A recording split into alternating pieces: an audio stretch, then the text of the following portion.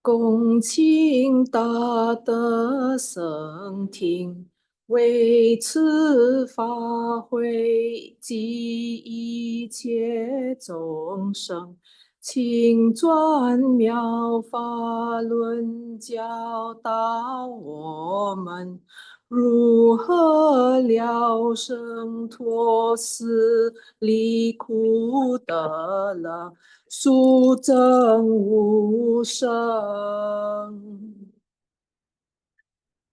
Will the Sangha with great virtue, out of compassion, for the sake of this assembly and all living beings, please turn the wonderful Dharma wheel to teach us how to leave suffering and attain bliss and end birth and death and quickly realize non-birth. Namo tassa bhagavato arahato samma sambuddhassa. Homage to the blessed, noble, and perfectly enlightened one. Namo saranto suchetoye alahati sanmiao sanputo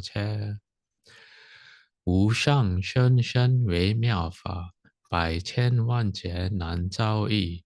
我今见闻得受持，愿解如来真实义。Supreme and wondrous Dharma, subtle and profound, rarely is encountered, even in a billion eons. But now we see and hear it and accept it reverently. May we truly understand the Buddha's actual meaning.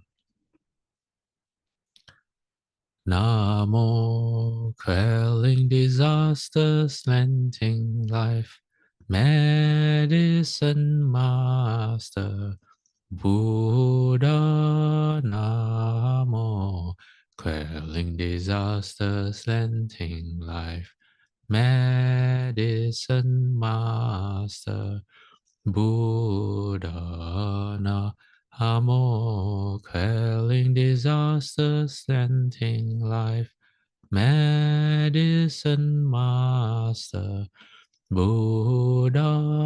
Namo, quelling disasters, lengthening life, Medicine Master Buddha. Namo, quelling disasters, ending life, Medicine Master Buddha. Namo, quelling disasters, ending life, Medicine Master Buddha. Namo, quelling disasters, ending life, Medicine Master Buddha. Medicine Master does come one. Medicine Master does come one. Medicine Master does come one. Medicine Master does come one. Buddhas, Bodhisattvas, Realm Master, and all good knowing advisors, Amitabha. Welcome back. This is Sutra number 187, lecture number 187. Let me get my slides up. Okay, now, as usual, does anyone have any questions or anything to bring up?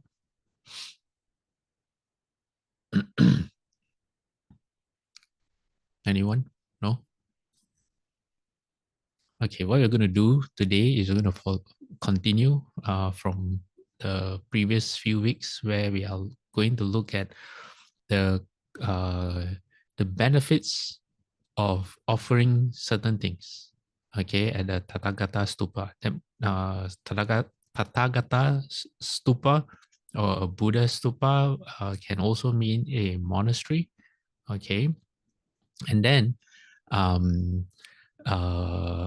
halfway, all right, halfway, we're going to probably finish exploring this in the next lecture. So halfway through, we let me see, Halfway through, we'll pivot to the Theravada version of this sutra, because the Theravada version has a section which is not found in the Mahayana version, and it's about how some people, how some people seemingly are very good people, but upon death they actually fall into the lower realms or into the hells. And some people, all right, this is can be seen by people with their eyes open. Some people are very evil. They lead a life that's really evil, but when they die, they actually get reborn in the heavens. So the sutra, the Buddha explains how these things can happen. Okay, for now, all right, let's look at if you offer scented water at a Buddha's at a monastery, go to a temple, okay, and then you offer scented water. I think perfume water. I think maybe some maybe Tibetan temples, not so much in the Chinese temples. I think it's not familiar to me. But if anyone knows, okay, if there's any place, either a Tibetan temple where they offer scented water, please share. Anyway, what will happen? You become perfume light in the world. Your sense of smell will be completely purified. That's no mean feat, because to purify your sensory organ, it takes a lot of practice, a lot of kung fu. Yeah, your body will never smell bad. You'll always be fragrant. Your body will be pleasing. Worldly deities, these are Bhumi Devas. That means not the heavenly, the Devas in the heavens, but the Devas on the earthly realm will gather and surround one. You will obtain attractive qualities, you have great prosperity, you'll be born in heaven, and you will quickly attain nirvana. Okay? Now, what happens if you offer music and symbols? Symbols are like the little bells. Your body will be pleasing and lovely to behold. This one anyone can do. Just come. All right. When we chant the ceremonies, for example, you can partake of this. You will have a pleasant voice. Your speech will be charming. You will be famous and always be liked. Okay. Your words will be creditable. That means people will believe what you say. You will always be joyful. You have a nice voice, exalted voice that pleases all. Great prosperity. And then number 9 and 10 is a very standard throughout all this. You will be reborn in heaven and you quickly attain nirvana. Now, this is very interesting. This is erecting a Tathagata stupa. That means you build a monastery. Okay, who do we know in our Buddhist stories that has built a monastery? Lord Chakra, Indra, king of the heaven of the 33. In sometimes, all right, you will find that he has a different origin story. Why? Because there are two ways to understand. One is that Lord Chakra's position is a role. So over time, because if his lifespan is he doesn't have infinite lifespan, so his lifespan will end, and then someone will come and take over. All right, which is good, because if any of you want to become Lord Chakra, you can. And then the second way to understand why there are different origin stories on how Lord Chakra became Lord Chakra is because in one Buddha land, for example, Shakyamuni Buddha's Pure Land, there is a billion worlds. All right, 1 billion worlds. The math goes like this. Okay, hold on. Let me find the. Okay, how does the math go? Okay, where's my notes? Okay, one Buddha land, all right, has 1,000 middle universe. All right, one middle universe is made up of 1,000 small universe. All right, if you're still with me, one small universe is made up of 1,000 worlds. All right, I will say that again. One world, okay, one world is where we are. All right. 1,000 worlds make up one small universe. 1,000 small universes make up one middle universe. One middle universe makes up one Buddha land, which is why if you study the Avatamsaka Sutra, sometimes there are graphical depictions on what is one world system or a Buddha's land is very complex and is very huge. Why? Because there's 1 billion worlds there. And if I'm not wrong, okay, under Shakyamuni Buddha's Pure Land, it means there is 1 billion Lord Chakras. All right. So sometimes the sutras, when they talk about Lord Chakra, they don't specify which Lord Chakra from which world, but it's all under Shakyamuni Buddha. Okay. And because not only that, each of the Lord Chakras have a limited lifespan. So they when he passes away, then someone else will come along and take up the role. All right, it's a role. Just like a company, they have roles, positions for people. People come and go, but the role still stays the same. So there's one story about Lord Chakra, how he became Lord Chakra. He became heaven, king of the heaven of 33. She in his past life came across a old temple without a roof. So he got 33 of his friends or her friends. I think they were rich friends, so they came up with the money and they rebuilt the temple. And the blessings from that made her become Lord Chakra. And it's probably the same Lord Chakra who's also a first stage Arhat, stream enterer. Anyway, okay. Now, if you do that, what blessings will you get? Number one, you will be born in a noble family. Your body will be pleasing. You will be beautiful and a feast for the eyes. You will become a powerful nobility, right? Just like Lord Chakra. You have a very large retinue. Your entourage will be undivided. You will have great prosperity. Worldly deities will gather and surround one. You become a support and unifying presence for all. Okay. Your glory, renown, and good reputation will spread throughout the 10 directions. Everyone knows who Lord Chakra is. One will be celebrated by gods and humans. One will possess great riches and wealth. One will obtain the empire of a wheel-turning monarch. Your lifespan will be long. You have an adamantine body. This is like in the comics there's this person called Wolverine whose bones are made of, is it adamantine? Some steel, some special steel. Okay, he cannot die. So you have something like that. 16, you will be endowed with the major and minor physical marks. How do you get this? The only way to get the major and minor physical marks, like the Buddha, is through perfecting your virtues. You don't lie. For countless eons, you don't utter a lie.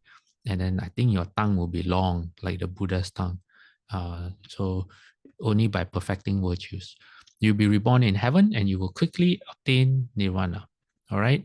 Now, this one happens to me quite a lot. Not that I offer the seat, but when I go to certain places, people offer me a seat. All right. So if you've ever offered me a seat before, all right, guess what?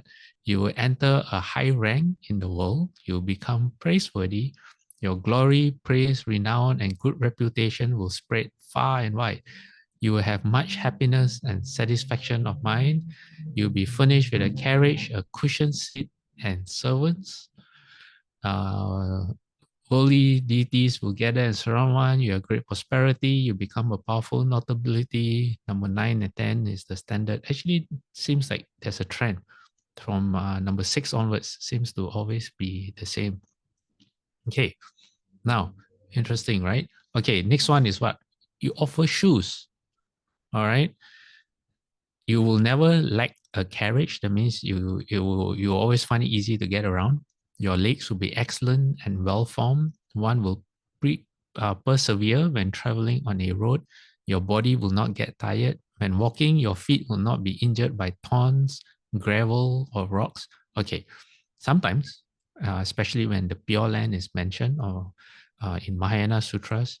Whenever you see these words, thorns, gravel, or rocks, or pebbles, or combination of these kind of things, it means an uneven path. It doesn't literally mean that it means your path will be smooth, but your path of practice, all right, your road of cultivation will be smooth. Yeah. You will obtain magical powers. You will have and be satisfied with your servants or your retinue. Great prosperity, heavenly rebirth, and obtain nirvana. Okay. Then next one is something which not many of you have probably had the chance to make an offering of. If it's the Theravada tradition, usually the family members will have the opportunity to provide the member of the family who leaves home with a bowl. This bowl is not any bowl, okay? It's not like you go to the coffee shop and you take a bowl and you give it to someone else. No, this bowl means an alms bowl for monastics, okay? And the meaning behind this is if you are the cause or you help support someone leave home. All right, for like who, for example, sixth Petrarch. When the sixth Petrarch heard the Dharma, a line spoken, I think from the Prashna Sutra, the Diamond Sutra, and he had a small awakening, and someone he was still taking care of his mom, and then it said in the sutras that he met someone who, due to past karmic affinities, gave him enough money for the sixth Petrarch to be able to provide for his mother, so he didn't have to worry about her anymore. And then he left and looked for his future teacher, the fifth Petrarch. Okay, an example of enabling someone to walk the monastic path. So what happens if you offer a bowl or alms bowl? You will come to embody all good worldly qualities. Why? Because when you support someone in living home, um, you understand what good qualities are. All right. So because you understand what good qualities are, you are able to bring those out in yourself. Your complexion will be radiant. You will have little thirst. And when you are thirsty, you will quickly find something to drink. Your mind will be supple. You will not be reborn as a ghost. Okay, that alone is worth the offering of a bowl. You will be dear, always dear to devas and humans. You will have abundant possessions. You will be reborn in heaven, and you will quickly attain nirvana. Okay, now we will come to the the Theravada version of this sutra, which is known as the Mahakama Vibhanga Sutta. Maha means big or large. Kama, Kama. Vibhanga, I think, is analysis, if I'm not mistaken. Discourse analysis. Anyway, it means the longer analysis of these. And this part of the sutra is the Buddha explaining why seemingly, okay, if any of you have opened your eyes and you've seen, it seems as if life isn't fair. All right. Why some people, or say, don't talk about being reborn. All right. Talk about in this life, there are some people who live a life of luxury. They are very privileged, but at the same time, they are horrible people. They're truly horrible people, and you wonder how does someone like that seem to have so much blessings? And at the same time, there are some people who seem to have no blessings at all, but they are really, really good people. Okay, so what is it? How does the Buddha explain? He says the Buddha categorizes this as 4 kinds of people to make it easy for us to understand. Because if you were to cover the actual situation in between these 4 categories, is uncountable. There's everyone in between. So the Buddha says, what for? Is when a person here kills living creatures, steals and commits sexual misconduct. They use speech that's false, divisive, harsh, or nonsensical. And they are covetous, malicious, and have wrong view. In other words, you do the 10 unwholesome deeds. Okay, you break the 5 precepts and you do your lifestyle accords with the 10 unwholesome deeds. Buddha says when their body breaks up, after death, they are reborn in the place of loss, a bad place, the underworld, hell. All right, so far so good, right? That's what we think, that's how we think karma works. Then the Buddha says, but, all right, but what? But some other person here kills living creatures, steals and commits sexual misconduct. They use speech that's false. Basically, another person, but exact same lifestyle, all right, goes against the 10 wholesome deeds. The Buddha says, when their body breaks up after death, they're reborn in a good place, an heavenly realm. Okay, this is like what? Say you go to heaven and then you find someone, one of the worst people in history. Okay, you can think of a name yourself. Okay, one of the worst people in history has responsible for killing many people. When you go to heaven, you find that person there. Okay, this is just a simple example. Okay, don't don't take it literally, but it's like, wait a minute, what's going on, right? Okay, so the Buddha says, but some other person here, so not over yet. Okay, we're still at the 4 kinds of people. So here you have someone who follows the 10 wholesome deeds: no killing, no sexual misconduct, no false speech, all right, no harsh, nonsensical speech, contented, kind-hearted, and have right view. Very important, right view. So when these people die, okay, they are reborn in a good place in the heavenly realm. These are the people you expect to find if you do good deeds and you end up in heaven, right? But then, okay, what's the 4th kind of person? Also very good. Kind-hearted, also has right view. But when they are reborn, they fall. They fall into the underworld, to hell. Okay, this also covers like the hungry ghost realm or the animal realm. All right. Now, Buddha says, now some ascetic or Brahmin, by diligent effort and right application of mind, experiences an immersion of the heart of such a kind that it gives rise to clairvoyance that is purified and superhuman, and they see a person who, okay, so all of you, you meditate, all right, and then suddenly you get a certain kind of samadhi and you activate your superpowers, and what you see someone who has performed bad deeds and is reborn in a bad place. Okay, then the second situation is someone who performs bad deeds and is reborn in a good place. Then number 3, good deeds reborn in good place, and number 4 is good deeds but reborn in a bad place. All right, so the Buddha says, and they, okay, that means someone who has seen this with their clairvoyant powers, how do you pronounce that? Obstinately stick. Obstinately means stubborn. Okay, they stick to their views. They stick to what they have known, seen, and understood for themselves, insisting that this is the only truth. Anything else is futile. Why? Because you see it with your own spiritual eyes. Okay, there is no denying what you have seen, but there's a problem. Okay, why? What is the problem? The problem is that they insist that only that view is true. Okay, so they see a little bit. It's like looking at the sky through a small hole and claiming that you know the whole sky. Okay, so that's what they do. So Buddha says, in this case, when an ascetic or Brahmin says this, it seems that there is such a thing as bad deeds and the result of bad conduct.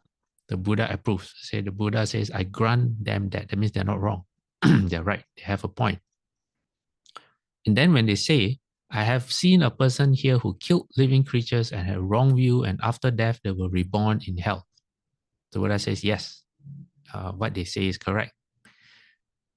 Then the Buddha says, but when they say it seems that everyone, okay, the difference here is everyone. They make a general statement. It says everyone who kills living creatures and has wrong view is reborn in hell. The Buddha says, no, that is wrong. That is not correct. Okay, why? Because, okay, spoiler alert, karma, the karmic seeds that we plant, when they fruit, what's the, how do I say it well? The karmic seeds that we plant, when they come into, how they come into fruition will depends on conditions coming together. They need the right conditions for the seed to bear fruit. Okay. So sometimes the right conditions don't come right away. All right. Okay. So what happens? The Buddha says, and when they say those whose notion is this have those whose notion is this have the right notion. Those whose notion or idea or view is otherwise have a wrong notion. So the Buddha says, I also don't grant them that. Why? Because the view is very narrow. Only what they know is right. Anything that doesn't fit that perspective is wrong. Which is a wrong view. Okay, one of the definitions of wrong view is that even if your view is right, but you stick to it, you get attached to that view, it becomes a wrong view. All right. So the next paragraph, the Buddha says, and when they obstinately stick to what they have known, seen, or understood for themselves, insisting that this is the only truth, anything else is futile, the Buddha says, I also don't grant them that. Why is that? Because the realized one's knowledge, that means the Buddha himself, of the great analysis of deeds is otherwise. That means the Buddha says there's a larger picture that he knows. Buddha knows actually what happens. But this person who tries to make these claims only see a very, very small part. Okay. In this case, when an ascetic or Brahmin says this, it seems that there is no such thing as bad deeds and the result of bad conduct. The Buddha says, nope, that is a wrong view. He doesn't approve of that. Okay. Then if they have the view, I've seen a person here who killed living creatures and had wrong view, and in between the ... means the rest of the 10 unwholesome deeds. And I saw that person was reborn in the heavenly realm. The Buddha says, you can say that. Okay, why? Because it is true. It is correct for them to say that. Then the Buddha says, but when they say, it seems that everyone, not just one person, everyone who kills living creatures and has wrong views is reborn in the heavenly realm. The Buddha says, no, the truth is more than that. It's more complicated than that. All right. So the Buddha says, in this case, all right, again, the person has a view. It seems that there is such a thing as good deeds and the result of good conduct. Then the Buddha says, yes. Okay, he approves.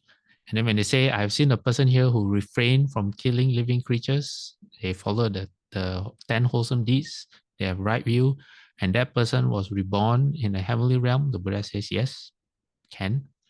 He says, but when they say, it seems that everyone who refrains from killing living creatures and has right view is reborn in the heavenly realm. Okay, everyone who follows the 10 wholesome deeds. The Buddha says, nope, you can't say that, because the Buddha knows that it is more complicated than that. So sometimes we have a tendency when people pass away and then we make a judgment. Oh, this person has led a very good life, etc., etc. Don't worry, the person will be is bound to be born in the heavenly realm. You don't know for sure. Okay, the Buddha says it's not for sure. All right. So Buddha says, if a person has a view, it seems that there is no such thing as good deeds and the result of good conduct. The Buddha says, no, you can't have that view. That would be an incorrect view, okay? Because you're negating cause and effect. You're saying that if you do good deeds, there's no result of good conduct. The Buddha says that's plain wrong. But when they say, I have seen a person here who refrained from killing living creatures, do the 10 wholesome deeds, had right view, after death, they were reborn in hell, the Buddha says, yes, you can say that. Why? Because it does happen. Okay, and this person has seen it with their own eyes, so to speak. So Buddha says, yes, you can say that. Because it's not a blanket statement. And then, but when they say, it seems that everyone who refrains from killing living creatures and has right view is reborn in hell. So this is a blanket statement. The Buddha says, no, you can't say that. Okay, what the Buddha is not saying is this. The Buddha is not saying that there are no unwholesome consequences for unwholesome acts. The Buddha is not saying that. Okay, what the Buddha is saying here is a person who sees the rebirth following after death for a person.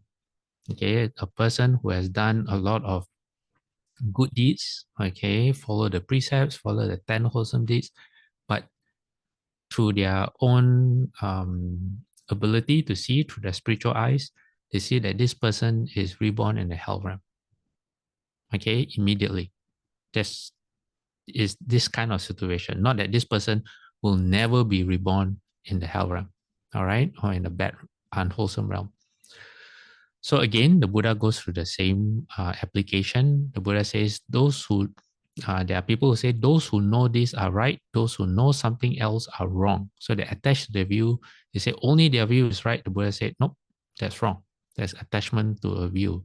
And when they stubbornly stick to what they have known, seen, and understood for themselves, insisting that this is the only truth, anything else is futile, the Buddha said, no, you shouldn't have that view. Why? Because the Buddha knows more than that. Okay, the Buddha has a larger picture.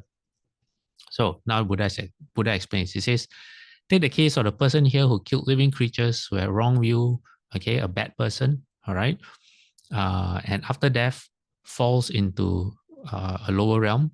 The Buddha says that bad deed of theirs that is to be experienced as painful was either done previously or later, or else at the time of death they undertook wrong view. So you still can't make a direct correlation. Why? Because this is not the only time, the only lifetime of that person. The person has been reborn many, many times and has accumulated a lot of karmic seeds, right? So what you can't just judge a person's outcome based on one life, all right? So the Buddha says, the bad deed of theirs that is to be experienced as painful was either done previously, that means it could have been from a past life, or later, or even later. Maybe taken in this context, done previously meaning in this life, okay, accumulated in one life.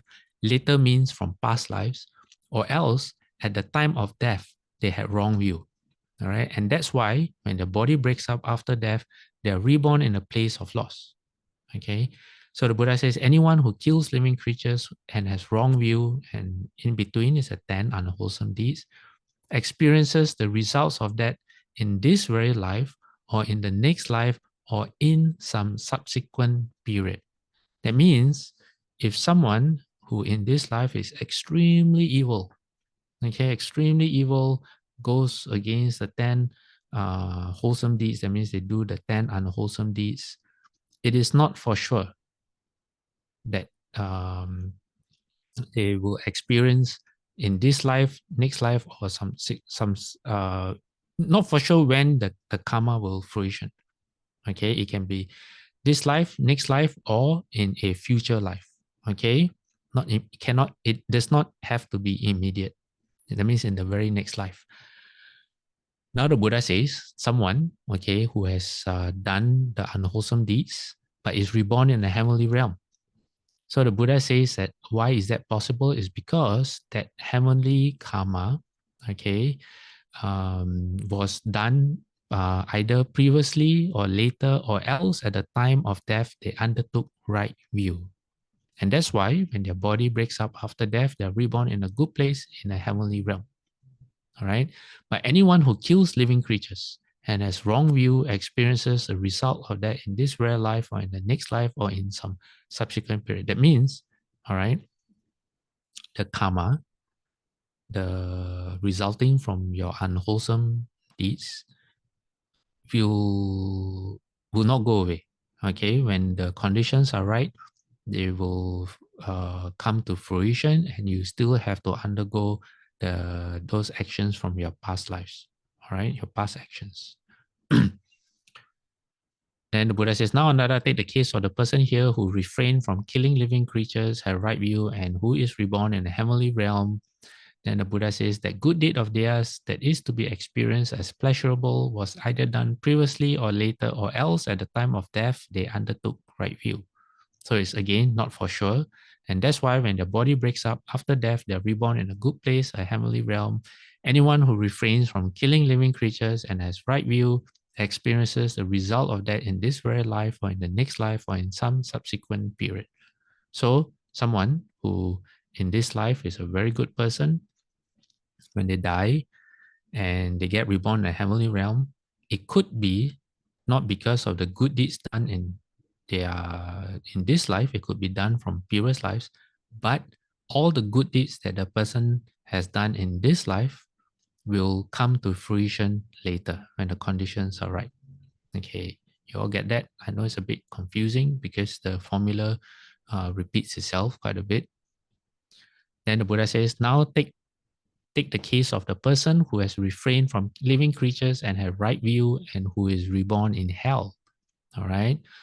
So the Buddha says the causes for the hell realm, okay, which is to be experienced as painful, was either done previously or later, or else at the time of death they undertook wrong view. So it's still possible to undertake wrong view and fall. And that's why when their body breaks up after death, they are reborn in a lower realm. And the Buddha says, but anyone here who refrains from killing living creatures and has right view experiences the result of that in this life or in the next life or in some subsequent period. So you can't make the judgment that someone who has done all the wholesome deeds and then they fall into hell, that the wholesome deeds were useless, that they were done for nothing because they still fall into hell or in the lower realms. Because in the future, the seeds from their wholesome deeds will come to fruition, and then they will experience the blessings or the wholesomeness of that of their past deeds in a future life. Okay, it doesn't go away. All right. So the Buddha explains, he says, Ananda, there are deeds that are ineffective and appear ineffective. There are deeds that are ineffective but appear effective.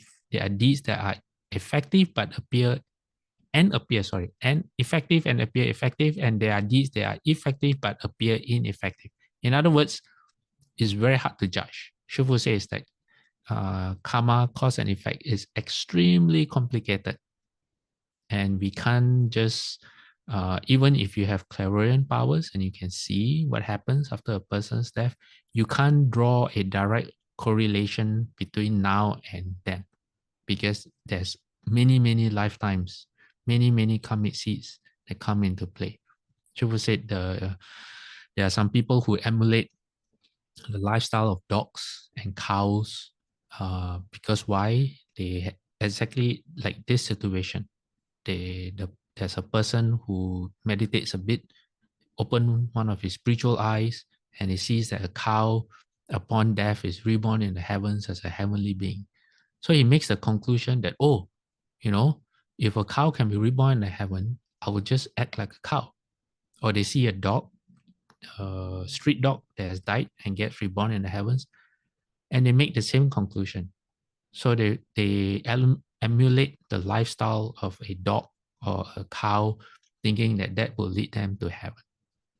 So Buddha says, no, you don't know the whole story. What you see is only partial, and you quickly make a judgment. Think you say that 1 + 1 = 2, but actually that's not what's going on. Okay. Now, are there any questions from anyone?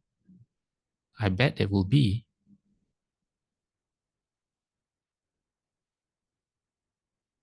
No? No, but for sure, how come? Kind of question? No? Really? Or for sure, are you saying that? No, I'm not saying anything. I'm just sharing you what the Buddha has taught. No, no questions? Or maybe you're too confused. Okay, then I have a story. Okay, I have a story saying that it's going to be the 7th month, okay, which sometimes give people some makes people weird. I've shared this story before.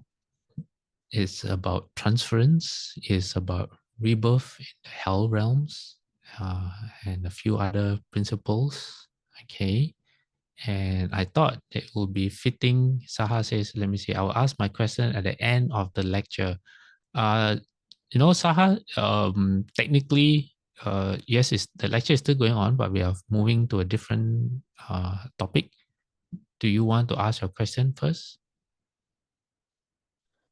Good morning, Fasher. My question is, what is the karma associated with being born in a place, in a country where there's no Buddhism, or also the family where there is no Buddhism? Nobody's Buddhist at all.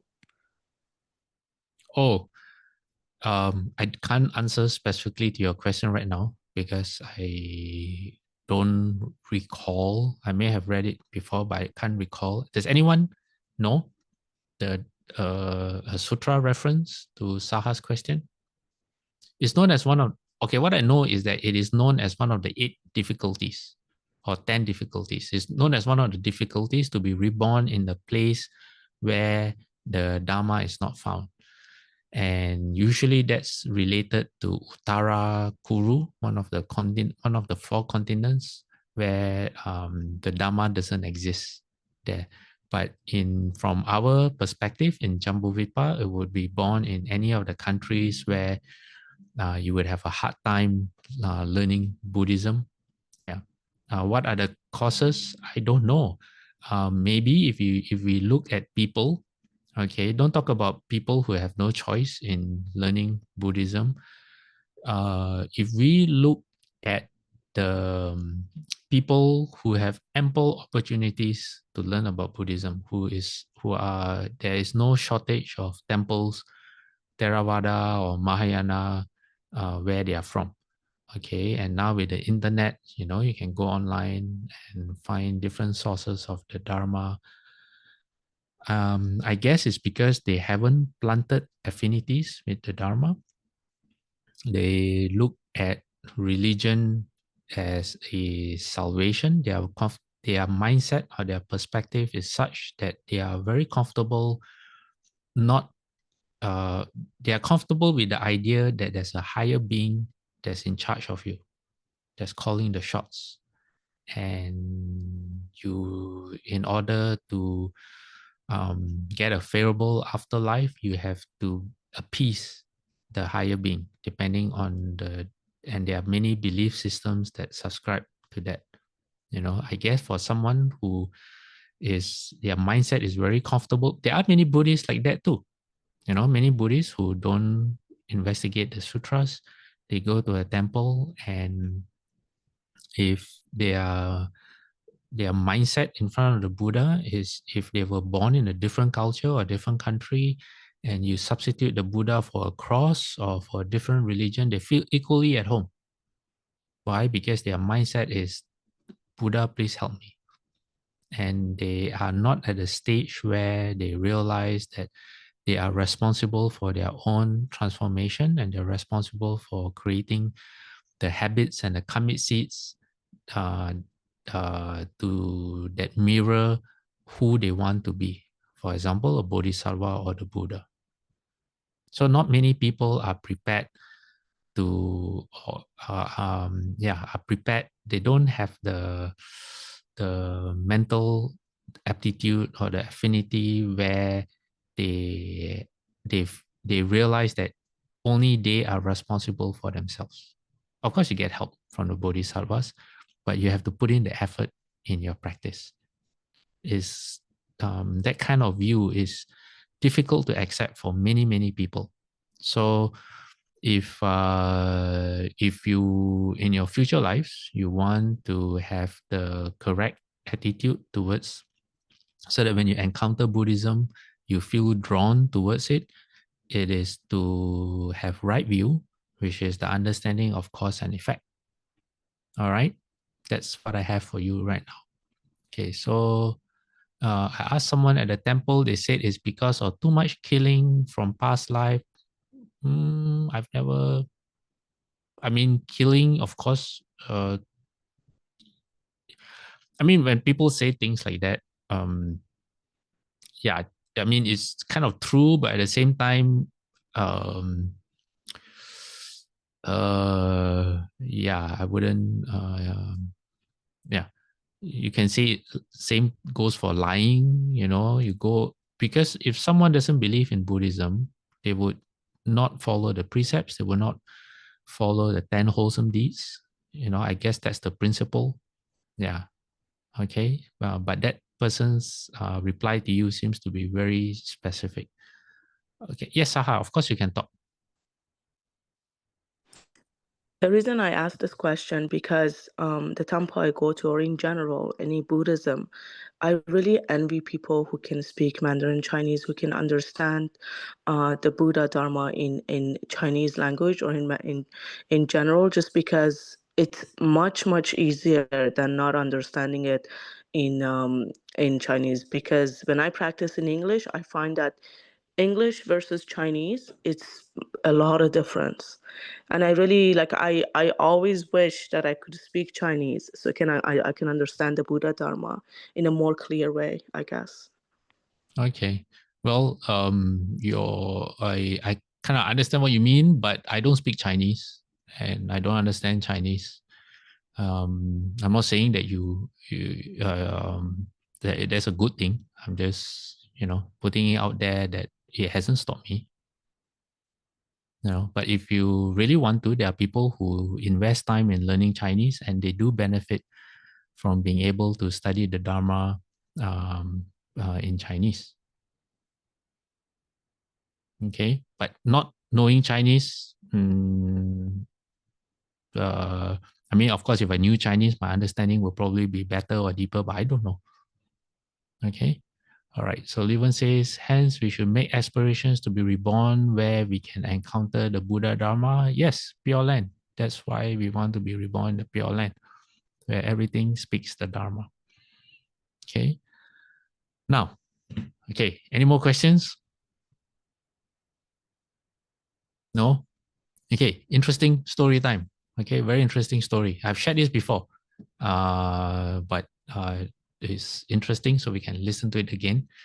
This is by a Thai monk. His name is there, Phra Rajsu. Okay, you can try to pronounce it yourself. It's called The Lady with Two Bodies. Says this is a story of the meditation rooms or kuti built by the lady with two lives. Then he say he used to think that how can there be such a thing as heaven and hell? But I've had some experiences of them at this wat. In Thai language, wat means temple.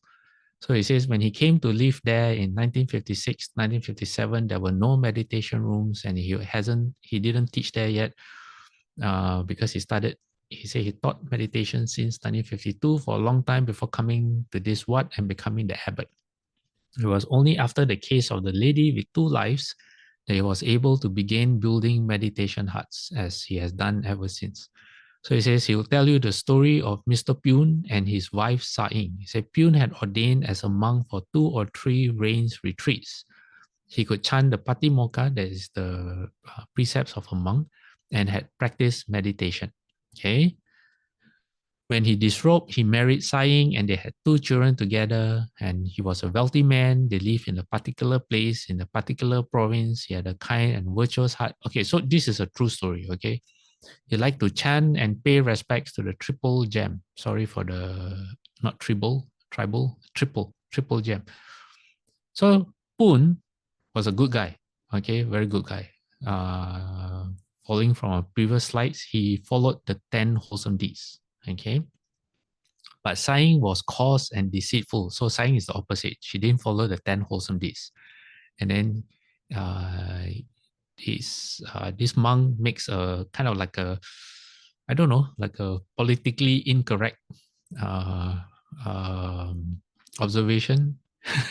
He says he saw her wedding picture. She looked like a demon with spots and blemishes all over her face, her hair close cropped, black ears, and a big necklace around her neck.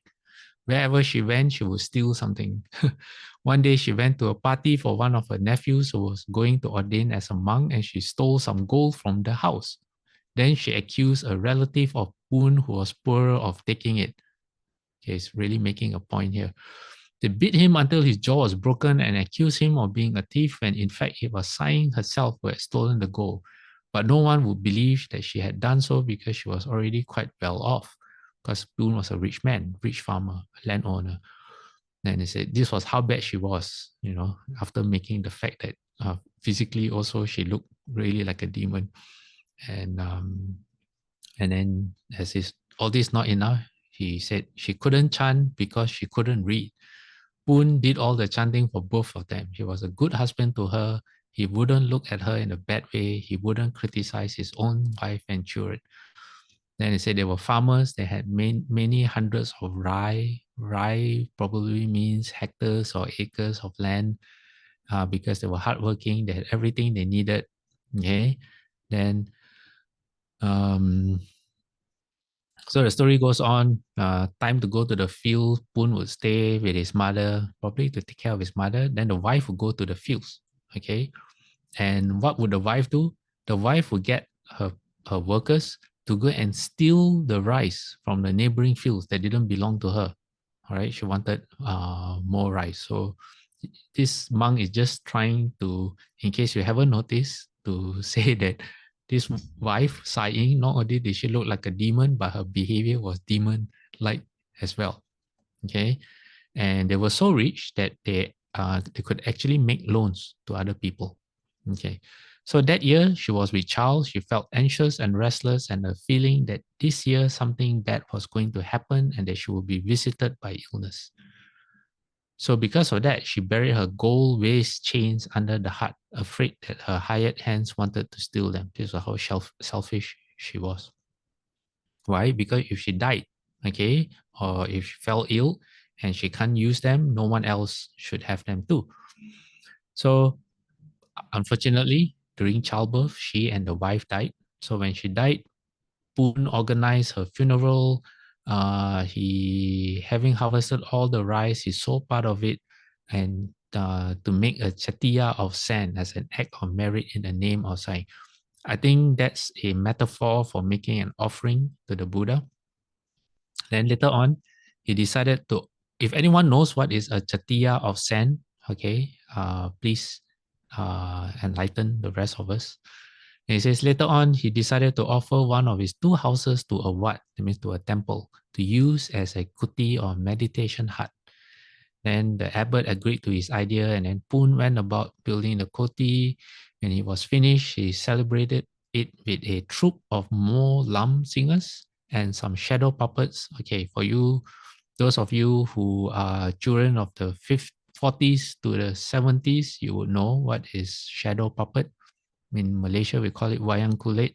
You cut out puppets, not puppets, they're actually not puppets. You cut out shapes and there's a screen and you put the shape between the screen and a flame.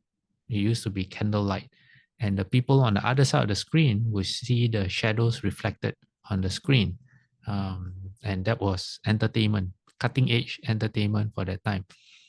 Let me see. So it says then the kuti was then offered in the name of the order rather than an individual monk. That means he offered it to the monastics of the 10 directions.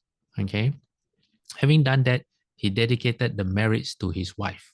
Okay, Poon was a good husband. Poon reflected that now his children were grown up, he was free to ordain as a monk again so that he could dedicate the merits of his action to his wife, even though he didn't know whether his wife had fallen into hell or gone to heaven. All right. He didn't make the mistake that, oh, because his wife was a terrible person and looked like a demon, she was sure to fall into the hells. But she did. Okay. Spoiler alert, she did. So he ordained as a monk for one rains retreat, ate one meal a day, lived in a charnel ground. Charnel ground means the burial ground, the cemetery. Yeah. Why? Because at night, when it's very dark, okay, what happens is you hear wind. Sometimes an animal comes by. Sometimes you see if there's moonlight, certain plants like banana plants, they can fool you because not the shadow but the silhouette of the plant can take on a terrifying human shape or a shape of a monster, and it hones your concentration because you realize you have nowhere to run. There's nowhere for you to go except seek refuge within your own mind, and through that you can develop a breakthrough in your meditation. Highly recommended. And so he developed insight meditation. And after the rains retreat, he again disrobed and remarried. Okay, now, Sighing later recounted how she had knew exactly what happened to her.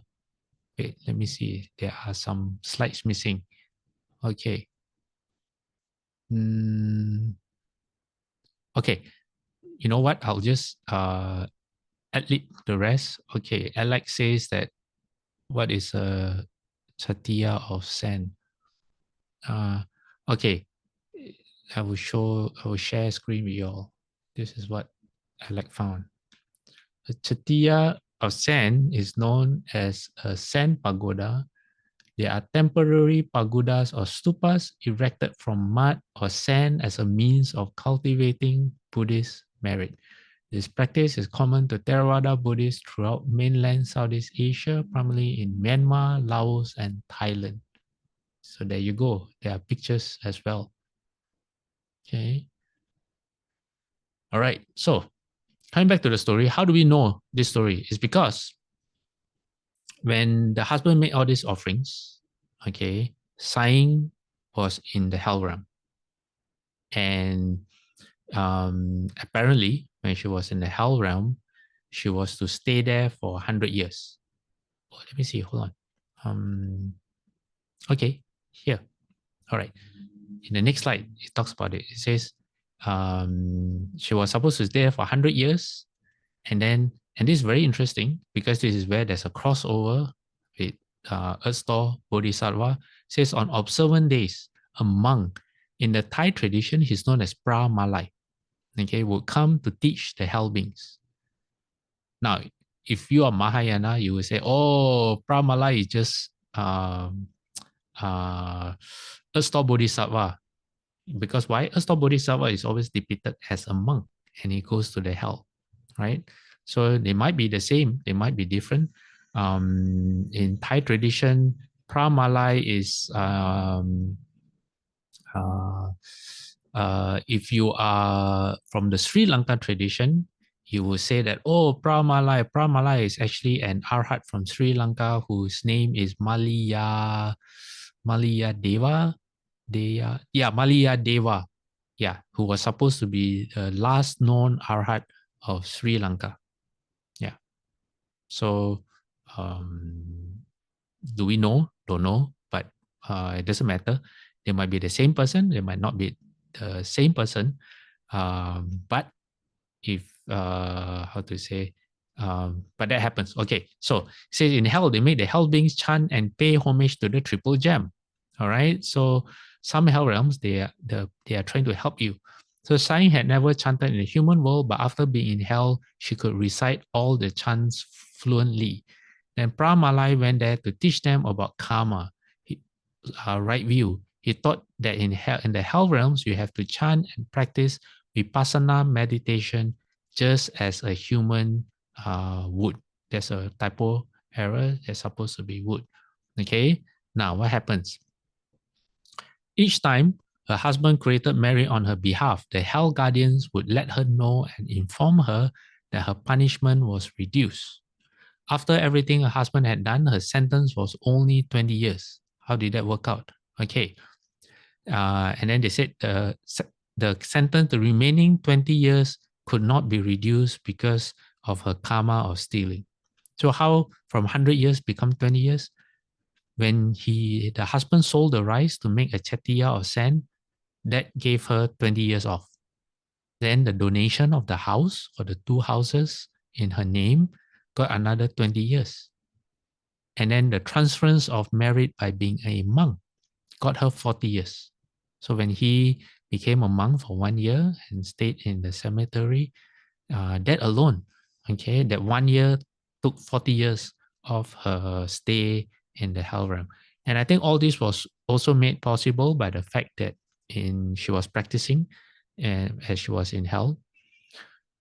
So what came next was very interesting. They offered her an option. So she had 20 years remaining, right? But they gave her an option. They said because of a good conduct in the hell realm, chanting and paying respect to the triple jewel and developing meditation, they would let her go back to the human world for 20 years. Okay, but it's not a get out of jail free card. This 20 years, she had to repay her debt to her husband. And then she wouldn't have to come back to hell anymore. So it's either 20 years in hell or 20 years repaying the kindness of your husband. All right. But she had to promise to observe the 8 precepts every observance day. Could she do that? Okay, so that's the first condition. Second condition, she had to build a meditation room for 80 baht, no more, no less, as an act of merit making. Otherwise, she would have to come back to hell. So, of course, she agreed, right? Then she took rebirth in a house about 2 kilometers from her old house, okay, from her ex-husband, as the only daughter of an old Chinese man who had been married to a younger girl for 15 years. 15 years, they had no children. And finally, of all the people they could give birth to, they gave birth to formerly known as Sai. The wife was young, but the husband was already 50 years old. After 15 years, they finally had a child. Then his monk couldn't let go of what she looked like. He said the original sign looked like a demon, but this girl was fair. When she was 11 years old, she remembered her previous life and said to her father, she said, I'm not your daughter. I'm actually Sai, the wife of Pune in the nearby village. Okay, so her father couldn't understand it. So he went for look for advice from nearby villagers. And she tried to ignore her, but she kept on persisting.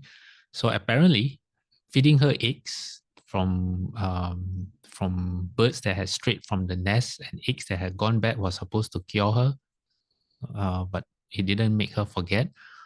Then when she was 15 years old, she couldn't take it anymore. She demanded to be taken to her old house. All right. So the monk says because the father was Chinese, he was pretty and smooth complexion, but her mind was still that of sighing. That means she remembered her past life. She said, when she reached Poon's house, she said, Poon, who was by this time 78 years old, okay, he said, don't you remember me? It's sighing. It's like a movie. And then Poon thought that the old Chinese man was trying to use his daughter to embezzle his wealth. Yeah, he thought this is a scam. Okay, so he said, she said, okay, so now Sighing is telling her husband, he said, don't you remember when I lived with you, we went to the ordination celebration for your nephew? And he says, I was the one who stole the gold and went and blamed him for it. He says, in fact, I stole it myself. I only understood this in this life. Then she said, when I died with child while giving birth, I went down to hell for 100 years. You took rice and offered it to the Wat, making a chatiya of sand, and that gave me a reduction of my sentence. Then you took our house and offered it to the Wat. And so she says, I found out about it on that day, and then you hired a troupe of molom singers and shadow puppets to celebrate the occasion. So she's telling him what happened. Then the next thing she talked about was how he had ordained as a monk and she had received the merit that he transferred to her, and that reduced her sentence further.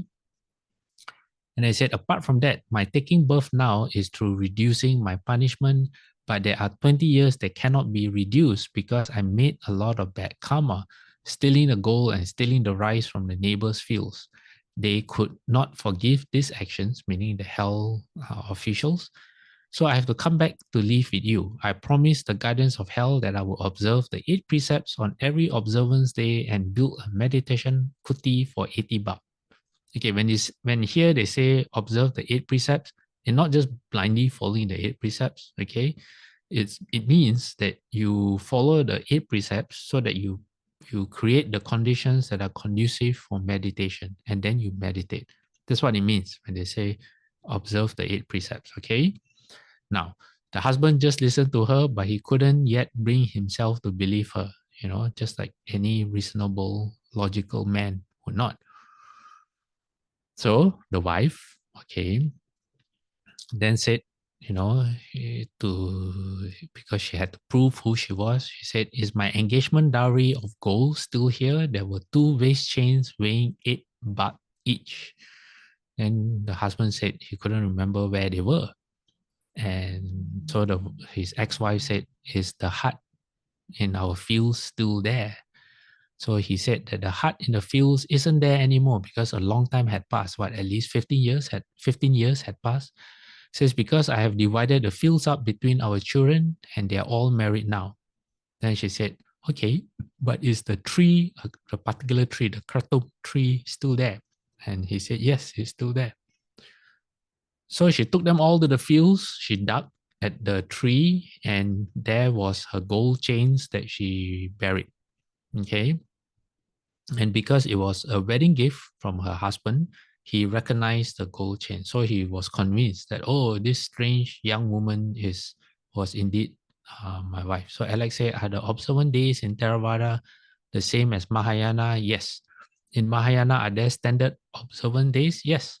The known as um, the it's in the Bodhisattva precepts. I've never memorized the dates. Why? Because when I took the Bodhisattva precepts, I was staying at CDTB. So I was already observing the 8 precepts every single day. So I've never bothered to find out what days I had to not eat past noon, because every day I was already not eating past noon. Yeah, but I can find out for you, okay? Or someone else can find out. Okay, so the rest of the story is that from then on, she didn't go back to the Chinese father and the young wife. She stayed with Poon, who had already had a new wife.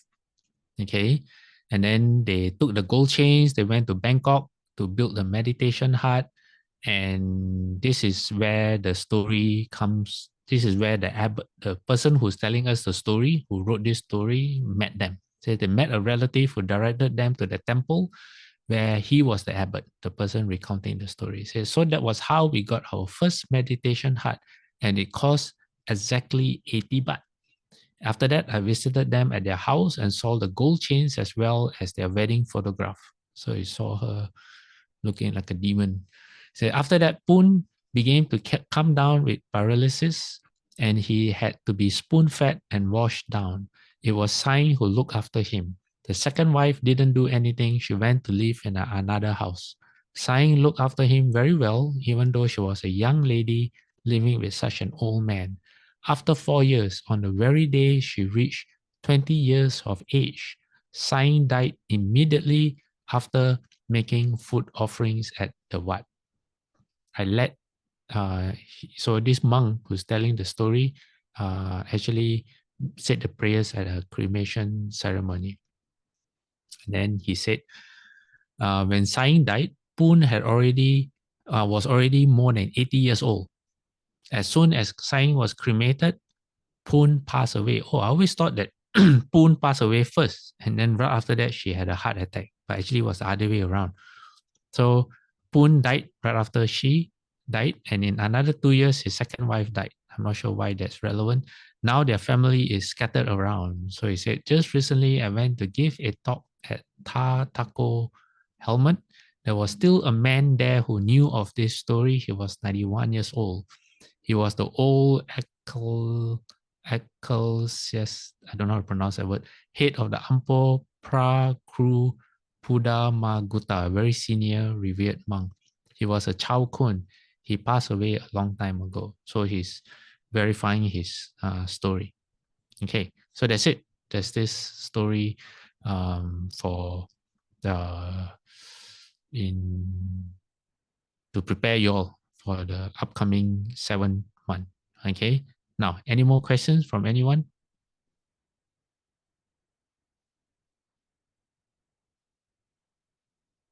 Anything to share?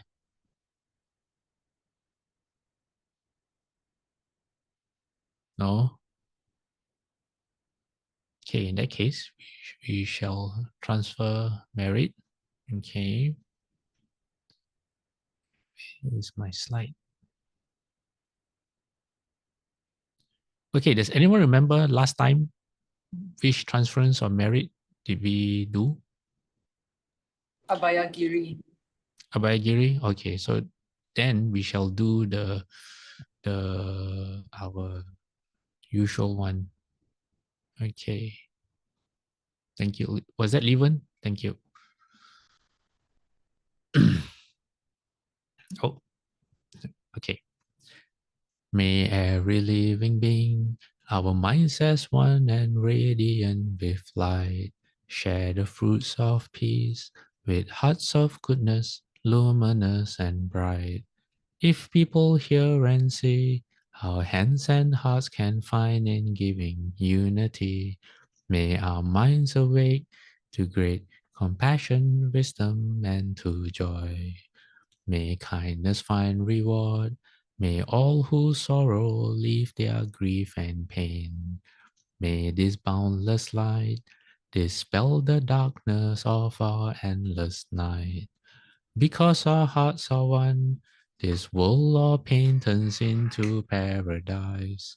May all become compassionate and wise. May all become compassionate and wise. Okay, just let me grab my bell. Okay, 3 bows to the Buddha. Second bow. Third bow. Half bow.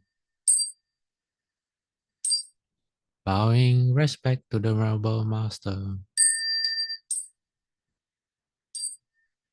Second bow. Third bow. Half bow. Okay, Amitabha everyone, and I'll see you all next week. Hopefully, next week you will come with some questions. Okay.